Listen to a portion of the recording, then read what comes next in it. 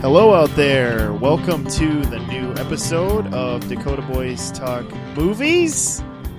It's exciting to be back, bringing you a new episode, and not just a new episode, a review of a new movie.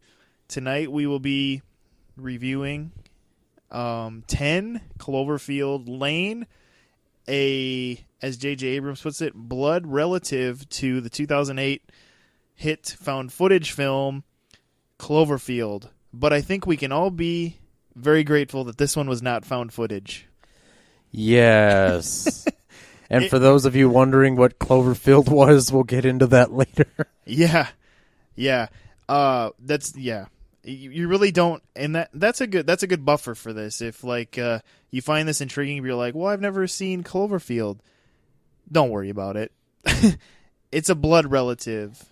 And so, which means there's a certain amount of connection that can maybe, be seen by those who care, but it doesn't wreck it for, we'll just call you the noobs. So, yeah. So don't let that deter you from seeing this, but maybe something we'll say in our review will deter you. You'll have to stay tuned here to find out what Dakota and I think of this new film. But first, we thought, since this is a monster movie of sorts, that we would do some trivia against each other once again of monster movie trivia. That's basically what we're doing here. Well, we're going to ask you some questions from the monster movie world over the years of film, and see if we can stump each other. So, Dakota, why don't you go ahead and ask me one first? See if you can stump me. See if you found a tricky one. Okay, this one comes from an oldie. An American Werewolf in London won an Academy. You said it was an oldie. I think this predates us, doesn't it? 1984? It does. Yeah. But that's not as old as some of them are. Yeah. All right. To us, it's old. And to most of the people listening, it'll be old. Yeah. An American Werewolf in London won an Academy Award for which category? I'm going to go with Best Makeup. Yes, it was the first time that they had this category, and it won. Really? So Yeah. that was the first year they had the Best Makeup category, huh? Yeah. Interesting. Surprisingly. Yeah. I guess Lon Chaney kind of lost out. Yeah. He didn't really... Whoever did Lon Chaney's makeup lost out. Yeah, well, I got that one. But if you haven't seen that movie, because of the fact that they use practical effects with the makeup in that, it holds up in a very disturbing way. Yeah, a little... His transformation's kind of icky. Not just that, but there's a lot of gore in this movie. John Landis, when he was converting the film to DVD, did commentary for it, and apparently he was shocked at just how much gore was in the movie. Like he forgot? Yeah. Of course, that was back when he's a youngin', and he's just like, more blood. Yeah. It's kind of like Spielberg. Half the movies Spielberg made in the late 70s and early 80s, he's like, I would have never made that today for, certain, he's mellowed out reasons and things like plot points and character development things. It's just funny how, everybody mellows out in their old age, I guess. But, all right. My first question for you is, what film is basically considered the first giant monster movie? I'll give you three choices. King Kong, The Beast from 20,000 Fathoms, or The Lost World. I think I'm going to go with King Kong. Ooh, no, it's not King Kong. The Lost World? The Lost World. Oh! The Lost World is considered basically more or less the first giant monster movie. It came out in, I believe, 1925, if I looked correctly. Oh, okay. And King Kong was 1933. Yeah, that's quite a bit of time in between. Yeah. Yep. But King Kong was the one that definitely put him more on the map. But yeah. So there you go. You got another one for me? I sure do. What John Carpenter movie opened the same day as Blade Runner? Let's see. Blade Runner would have been John Carpenter. Yes, the famous John Carpenter. Yeah. I can't really hum the Halloween music too good. I was gonna say, is it Halloween? No, that's a little before, way before. Blade Runner. Didn't Blade Runner come out in like 1980, 80 or 81? 81. Man, well, I already guessed and was wrong. The Thing. Really? The Thing is that old? Oh, yes, sir. It is that old. I thought Thing was more like 84, 85. Okay, that's what threw me off. Good one. You know, today, if that were to happen, it would be like two titans fighting. There would be people debating how one film was superior to the other. Yeah. But back then, both films were actually critically panned.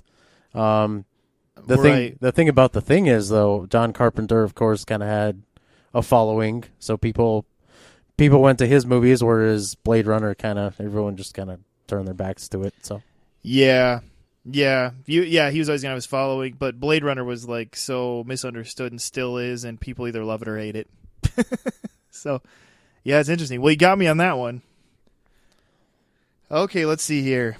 Okay, Stephen King says that he was genuinely frightened by this adaptation of his creature novel, to which the director described as the happiest moment of his life, that he was able to genuinely frighten Stephen King with his adaptation.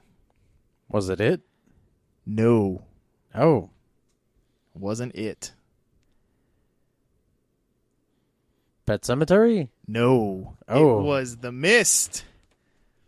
What? The Mist. Frank Darabont. Oh, I should have known. Frank Darabont considered it the happiest moment of his life that he was able to genuinely frighten Stephen King with his adaptation. I think crazy. I think King likes Darabont's adaptations the best out of any of the movies because he did Shawshank, Green Mile, and The Mist, and King seems to hold all three of those in pretty high regard. So yeah, I think well, they were pretty faithful to the stories. The ones where they actually stray from his stories, he tends to dislike the most. Pretty famously, he dislikes Stanley Kubrick's Shining movie, The Shining. Yeah. Well, that was Kubrick wanting to do his own story. Yeah. And so you had kind of the clash of the storytellers. So yeah. What do you got for me? All right, you ready for this one? We'll see. Rick Baker was responsible for creating which of these horror movie monsters? Okay. The alien from Alien. Okay. The Predator from Predator. Okay. The Thing from The Thing. Or all of them. This is tricky because I know Stan Winston did some work on those, but I don't know if Rick Baker worked for him. He did some work on Alien, I thought. I'm going to say The Thing. Is it The Thing? Yes, it's The Thing. Yes, all right. Because I think it was Stan Winston that did it, the Alien, right? Yeah, and Stan Winston is responsible for the Alien and the Predator. But you kind of like scared me because I'm like, well, did Rick Baker work for Stan? No, because then I was like, no, Stan Winston would just taken credit. Man, yeah, you're trying to trick me here. Okay, here we go. This one I know is right up your alley. In the movie Cloverfield, the decapitated head of the Statue of Liberty in the street is inspired by the poster for what classic movie which depicts the head of the Statue of Liberty lying in the middle of the street?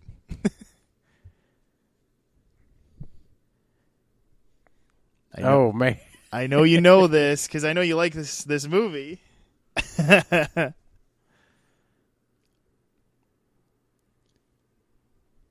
Oh, why am I drawing a blank? Statue of Liberty, lying in the middle of the street. Is it Ghostbusters 2? No. And a lot of people initially thought it was a Planet of the Apes thing, but it's actually Escape from New York. Oh, of course. They were paying montage to the poster and how it had the Statue of Liberty laying in the street there. So, yeah. All right. I think I got you. You're 0 for 3. Yeah. And I've gotten, 2 out of the 3, I think, so far? Okay, go ahead. You've gotten 1. I got the Rick Baker, I got the best makeup one, and I got you got two actually. The thing. Yep. Sorry. All right. What year did the original Godzilla come out? Okay. Are you referring to the Japanese one or the American re-edit? The original. 1954. Yes. I know that one. Just because my next question has to do with that also. Oh, okay. For the 1956 American re-edit of the 1954 Godzilla, how many days did it take Raymond Burr to film all of his scenes? Because they added him in to Americanize it. So how many days did he spend filming his scenes to add in? It was an odd number, wasn't it? Yeah, it's not like a... I'm going to go 3 days. No, it's not 3. 7? Nope. 6. Oh! There's a legend that he did it in 1 day, but he said that's ridiculous because they had to, make the new scenes or whatever. It took 6 days. Wow. All right, well, give me your last one. I know you got one more for me, so... Okay, let's see.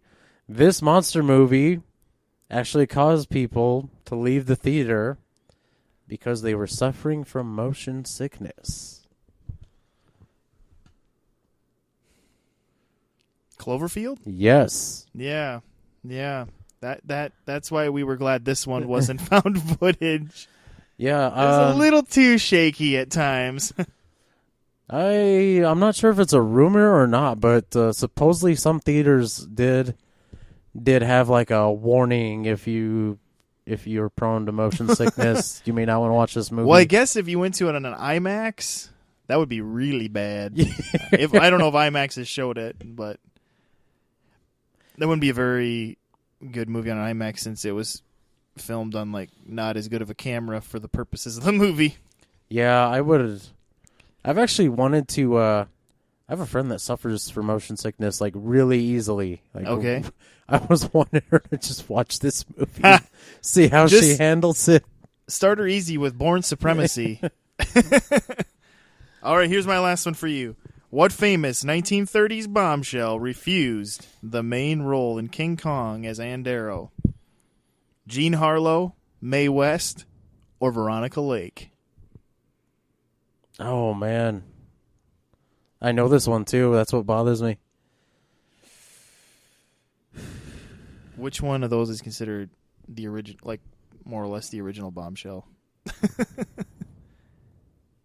Mae West? Oh, that's true. She kind of is, isn't she? That's a bad hint, I guess. Jean Harlow. Jean Harlow, I guess, is the one that's called Is she the one that's called the Platinum Bombshell? Yeah. Or the Blonde Bombshell? Yeah, it was Jean Harlow. She refused it.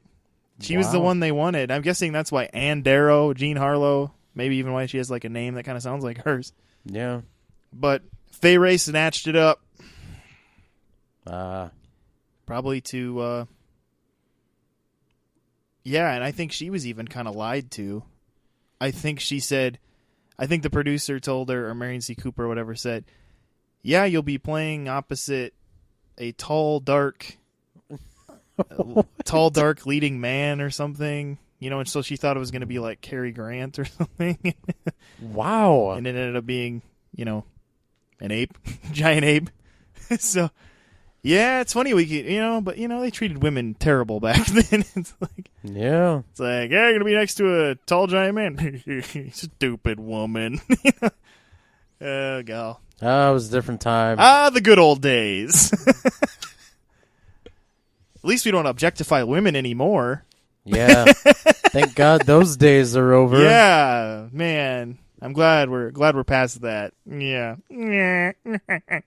All right. Well, that was awkward. Let's move on here. We're going to get into our review now after those monster movie questions set you in the mood for a movie that you have to see for yourself what you think. 10 Cloverfield Lane.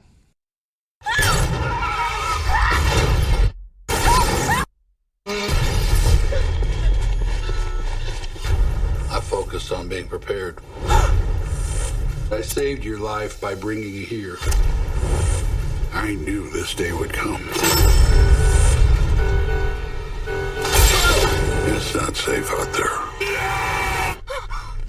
Something's coming. Dakota, That's my name. Don't wear it out. this movie had an interesting marketing campaign in that nobody really knew it was happening until like January 15th or something. Yeah. They released the first trailer was before 13 hours, and everybody's like, "Who?" It's like, what the heck?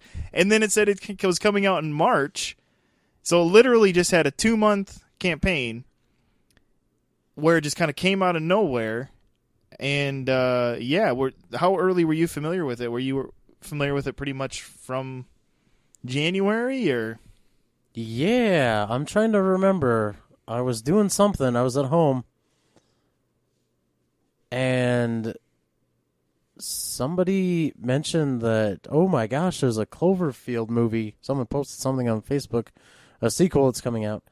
And I was like, I just chuckled to myself because if you were going to make a sequel to that movie, it's a little late to do that. It's one of those things where it is late, but at the same time, there's still a pretty decent fan base. It seems to be chomping at the bit for a sequel.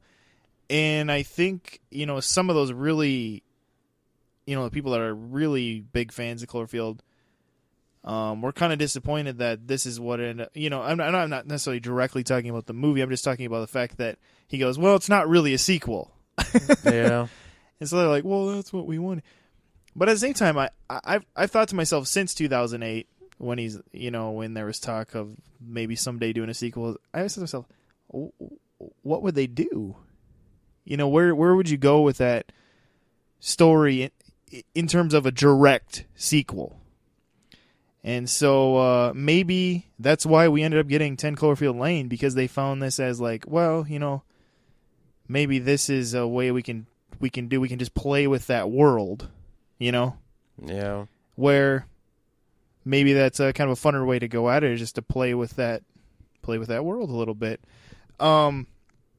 Yeah, and I was kind of the same way. I had heard that he was going to be producing this movie called Valencia a while back, and that it was going to be about a woman who woke up in in like kind of a bomb bunker thing, and was told, I saved you from a car accident. There outside, it's unbreathable.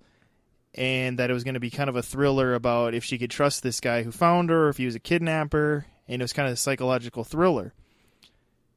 Well, then all of a sudden this marketing campaign started, and I realized that then they started saying, yeah, that movie became this, and I'm like, what? That's kind of crazy. They ended up kind of throwing us all for a loop by, making this that movie, because I thought that movie sounded interesting in and of itself, and then now they're calling it, now they made it into this kind of Cloverfield universe of sorts. Yeah, it does make you wonder. At one point in time, they kind of just said to themselves, let's make it a Cloverfield movie. Yeah, I know. It's like I would be curious to know when that happened.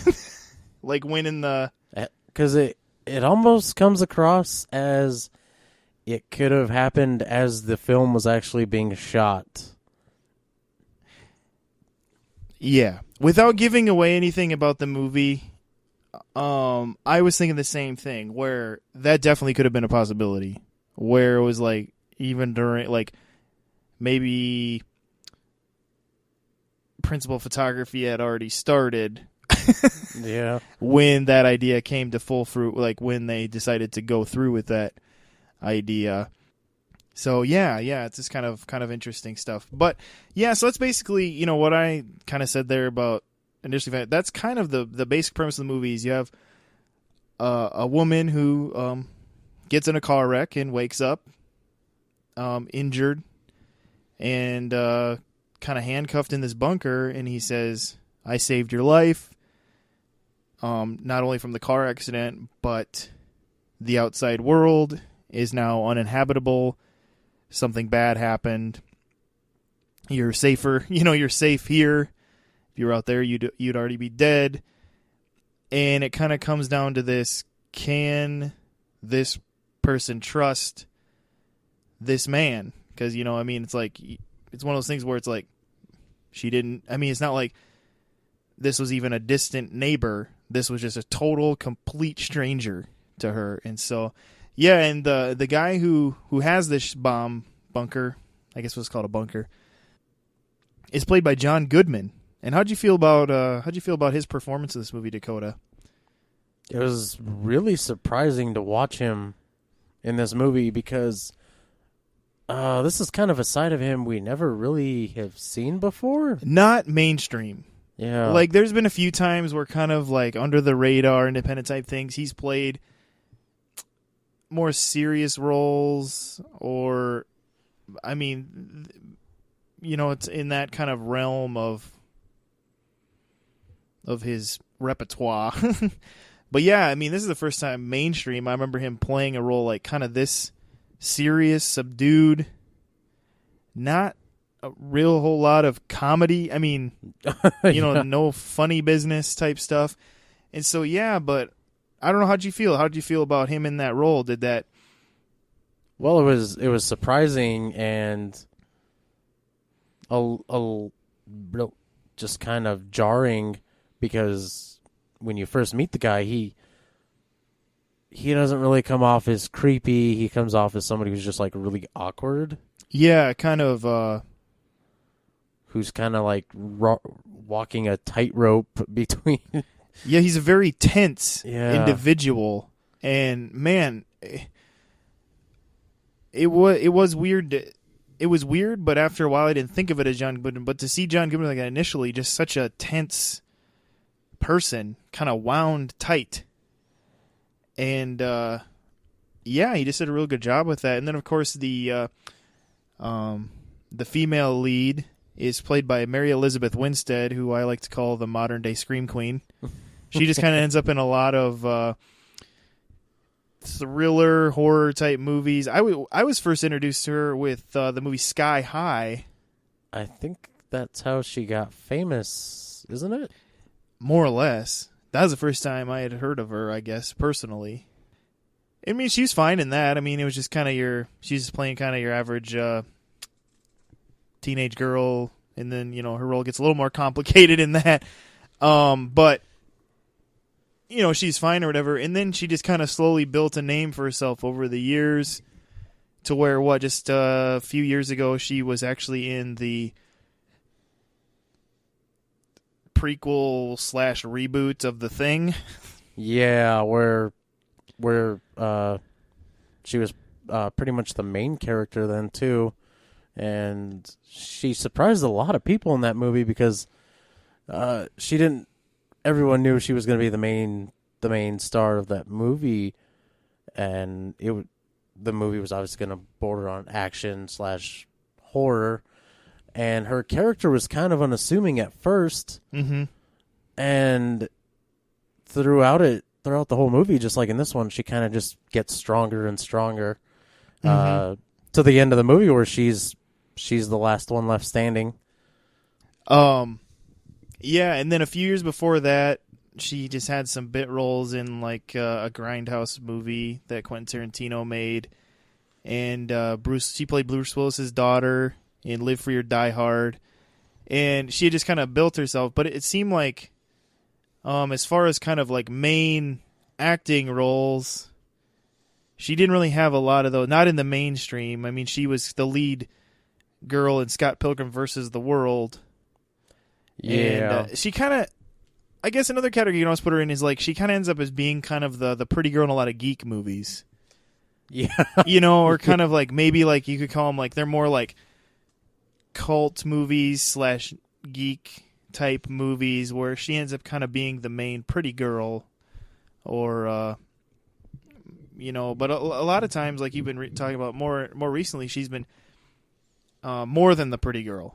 She's playing a character that's like, I'm not just a pretty face. There's something more to it, and I think it's like maybe that's why she likes those roles, because it is more than just having to be the pretty face, Yeah, if they ever the need doe-eyed girl or something. if they ever need to they ever decide to remake Alien, she ought to be the top choice to play Ellen Ripley, that's for sure. She could. She's not. Sigourney Weaver's in a category all on her own, just because the fact that she's so tall, and in the most feminine way possible. I'm going to say this, but in the most feminine way possible, Sigourney Weaver is also masculine. But she's masculine in a feminine way, and that seems like it doesn't make any sense. But how it makes sense is when I just say Sigourney Weaver, because that's what she is. And so it's hard for anyone to really fit that bill. You know, people are trying to make Emily Blunt kind of fit that bill now, where it's like feminine, masculine, but nobody can do it quite like Sigourney could. You know? Yeah, she really didn't try in Alien or Aliens, which would be the movie where she really, really did that. Sure. But it takes very minimal effort from Sigourney Weaver to pull that off. Yeah, but you're right. Mary Elizabeth Winstead, she's believable. Like, she definitely, especially if you go back and just, like, let's say, we'll just, Sky High. You know, I could definitely say, yeah, her acting has improved. And then, you know, also that was a cheesy Disney movie. So you could always throw that into the mix there, too. That, like, well, yeah, it's going to be better. Well, it's a Disney. But, I mean, it's just like, oh, I think she just genuinely has improved.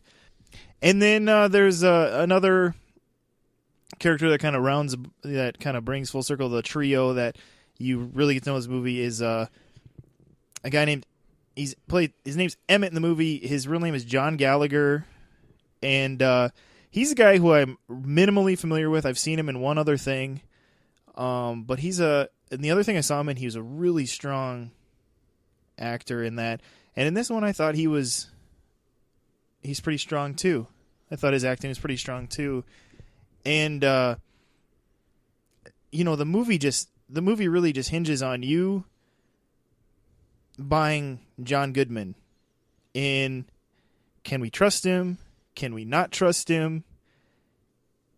It was weird because he wasn't like overplaying it, like, I know I'm playing someone that you think is mysterious, you know, that is mysterious, but he just kind of played it. He just kind of played the character, you know? And so it was really hard because sometimes you're watching a movie and, like, just from the first scene, even though he's like the best friend of the main character, he just kind of does like this, almost like a mustache twirl. And you're like, he's going to be a bad guy. Because they're just like, it's like, okay, we know he's going to be a bad guy. Or it'll be another movie you watch, and they're like so busy high-fiving, like, you're my best friend. You're like, that dude's getting killed.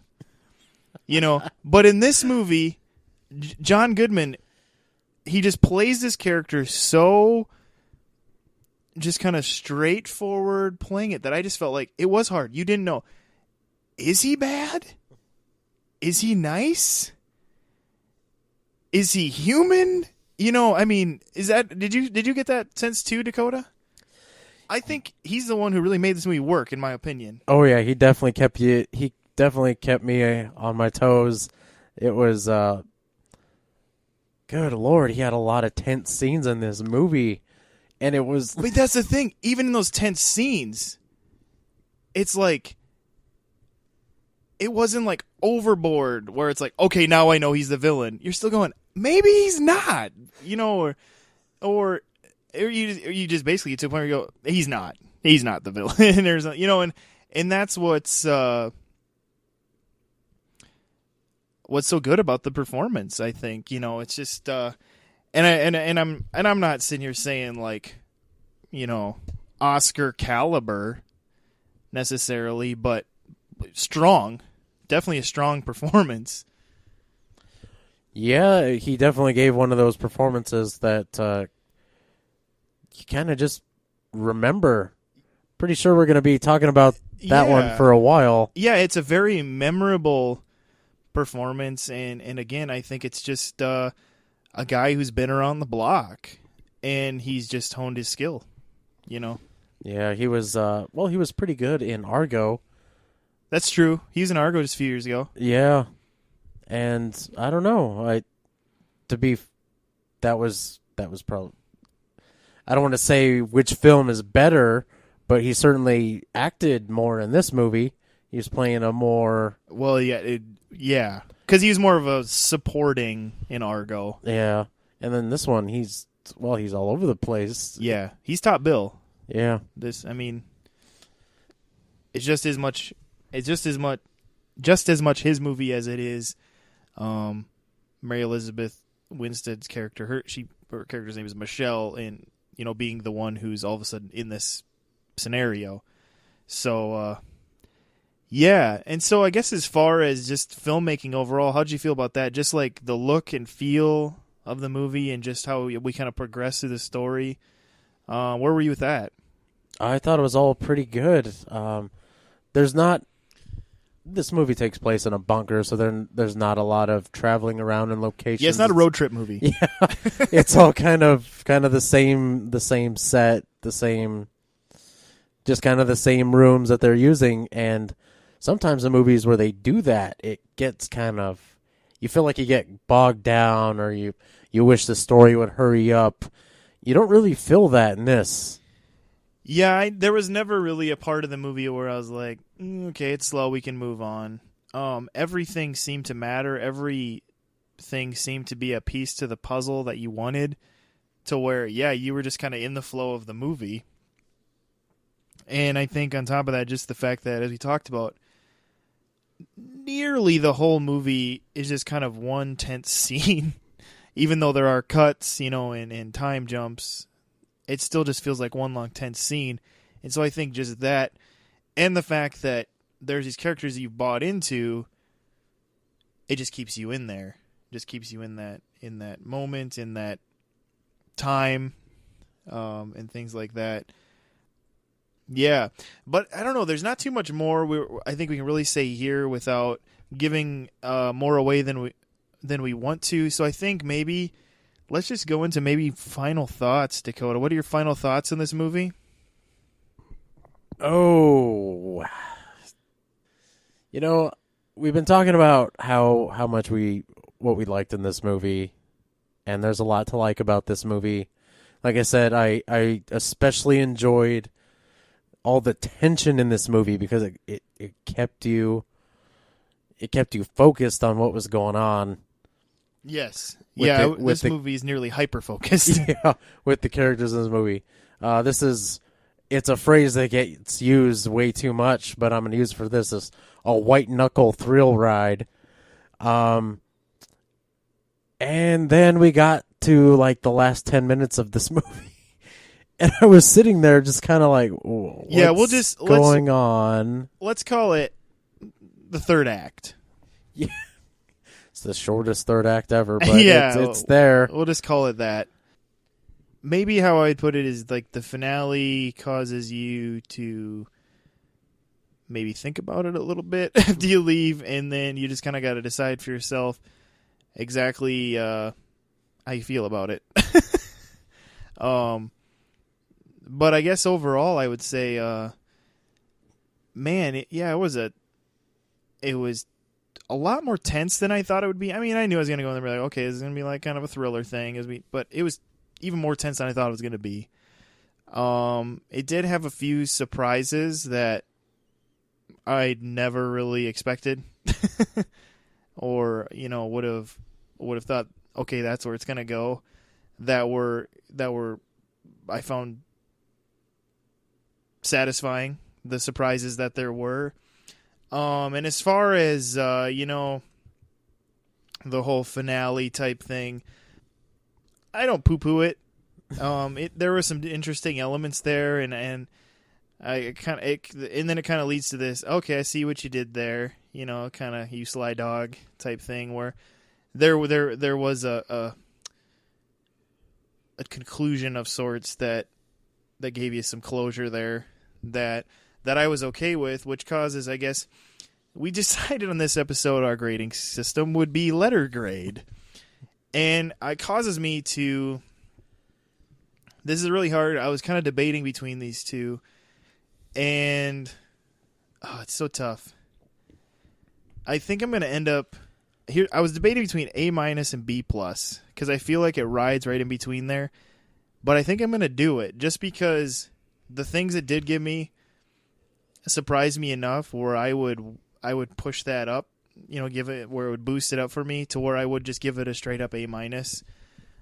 Just because I think this was a very well executed, acted movie that between those things and just those extra surprises just kind of helped me boost it up out of the B into A-. So I think I'll give it an A-. But what about you, Dakota?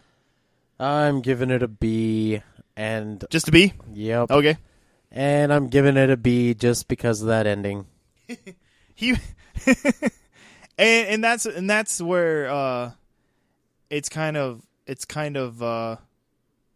on you. The ending didn't hurt me as bad as it hurt Dakota. I think partially because I kind of wondered if it was going to be an ending like it was. And so I'd kind of like maybe in a way was prepared for certain things. And so, and so it's kind of on you. But like you said, what a movie. And there's not many, like, a lot of times the movies that have the good performances are the movies that overall you find kind of dull and are usually in the best picture category at the Oscars or something like that, or best writing. But I think what's cool about going to see this movie is you get to see really good performances in a movie that's also very entertaining and tense to watch. And so that's really cool to have that opportunity that sadly doesn't come across very often, because usually when you go to like kind of an action movie or a thriller movie, you kind of sacrifice acting to get the action or the thrills. And so it was nice to have both of those there in this one, where you could have those both there. So, yeah, anything else, Dakota? Yes. I'm still trying to figure out that ending. That's all I'm going to say. It's something that, as I said, it's okay. So it's good when you take a movie away with you. It means it's his job. It's got you to think about it and ponder it and wonder what that could mean, or the questions it asks to cause you to look at the answers. I'm not saying the ending was weak. It confused me. That's all it is. That would be a good disclaimer. The ending isn't weak. It's not a weak ending. It's not like, whoa, that was this easy way out type thing. It wasn't weak. But yeah, it is, the ending was what it was. And so I choose to accept it a little easier than Dakota did. That's just kind of how that goes. It doesn't make me the bigger man. I honestly just think because I was a little more prepared for it, just because I wondered that's what it would be. So yeah, I think overall though, Dakota gives it. Do you go to see it then in theaters? Yeah, I'd say see it in theaters. Yeah, I'd give it a see it in theaters. Like I said, it's a fun, tense experience. So yeah.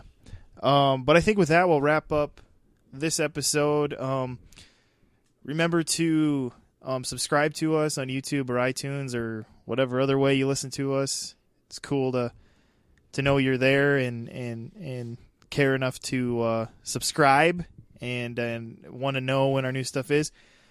Any sort of feedback you want to give us is also appreciated. Or if you like our Facebook page, which you should do, that would be a good place to leave us things you'd like us to do on the show, things you think we need to stop doing on the show.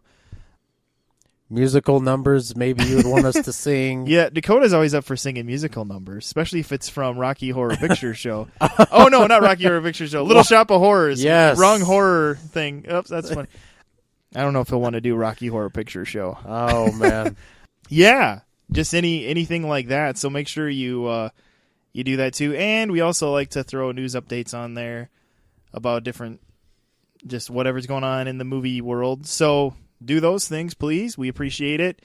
And thanks for listening to this episode. Hopefully you learned some stuff in our monster movie trivia time.